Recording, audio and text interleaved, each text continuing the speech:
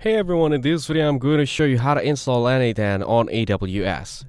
First, create an AWS EC2 or Lightsail instance, preferably running Ubuntu 22.04 or 24.04 with at least 2 GB of RAM.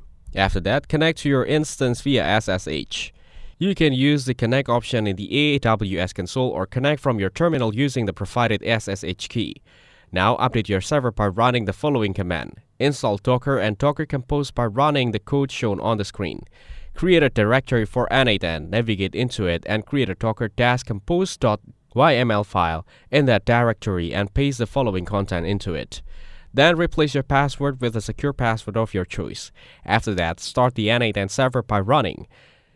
Now open port 5678 in your AWS security group settings. Go to the AWS console, select EC2, click Security Group and select the Security Group.